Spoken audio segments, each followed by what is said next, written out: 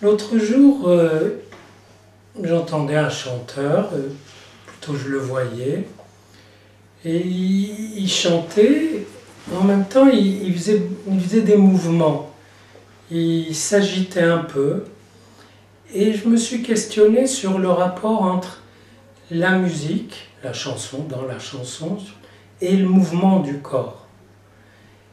Et je me suis rendu compte que les mouvements qu'il faisait ne collaient pas avec la musique. Et en même temps, il faisait des mouvements, c'était nécessaire.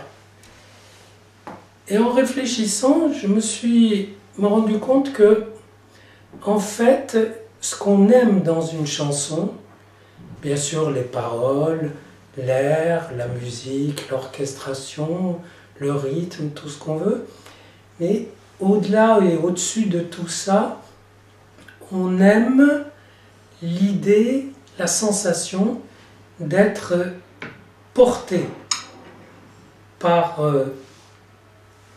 une musique, porté par un mouvement. Lorsqu'on voit un chanteur, une chanteuse, on les voit évidemment donner de la voix, orchestre, musique, rythme, etc. Et on les voit souvent bouger. Et parfois on est frappé par le décalage entre ces mouvements-là et d'autres mouvements qu'on sent présents dans la musique ou dans les paroles.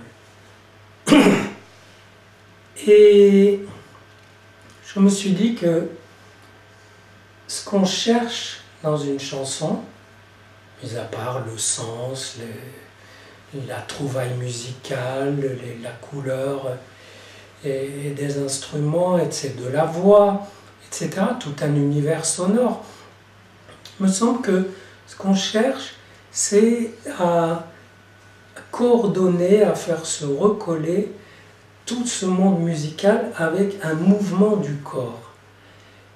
Et si on fait un pas de plus, je me dis que on cherche à recevoir du chanteur ou de la chanteuse l'impression qu'on peut être porté par une chanson, par une musique, par une parole minimale.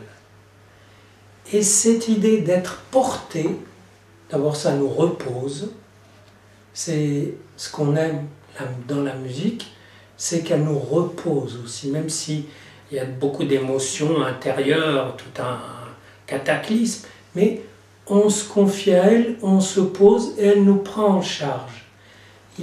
C'est comme si elle avait un mouvement propre qui nous portait. Et on voudrait que le chanteur éprouve ce mouvement et nous le transmette.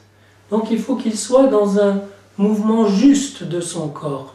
Vous voyez, donc s'il ajoute des mouvements factices, juste pour rappeler qu'il y a du mouvement, ça ne colle pas. Mais s'il trouve le mouvement juste, imperceptible, qui signifie, qui rappelle qu'il est porté par cette chanson et que nous aussi, on est porté par contagion. On est porté par lui qui est porté par cette chanson. Et du coup, ça ramène à des impressions archaïques très profondes. Qu'est-ce qui nous a portés autrefois? Mais c'est le bercement de la mère ou du père qui nous prend enfant et qui chante une chanson.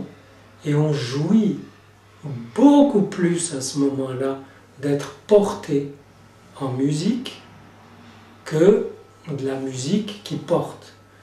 Plus tard, ça se marque comme la jouissance d'une musique qui vous porte, qui vous berce.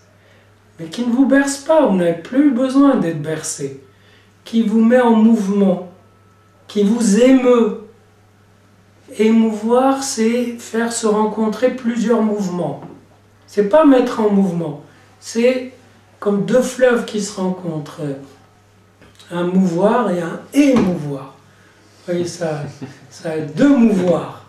Et donc, après, on complexifie cette jouissance d'être porté, de recevoir de la musique, de la chanson, un mouvement qui vous porte et puis qui vous transmet une parole, mais qui n'est pas votre parole, qui n'est pas non plus celle du chanteur, parce que lui aussi, il est comme s'il recevait cette parole de loin. Il vous transmet, il se transmet et il nous transmet la parole de l'autre, la parole qui vient de loin, qui est arrivée jusqu'à lui et jusqu'à nous. Une espèce de rumeur qui inspire. Et vous remarquerez que quand on aime une chanson, on se branche dessus, même sans disque, sans rien, et on la chante, ou elle se chante en nous, et elle nous porte.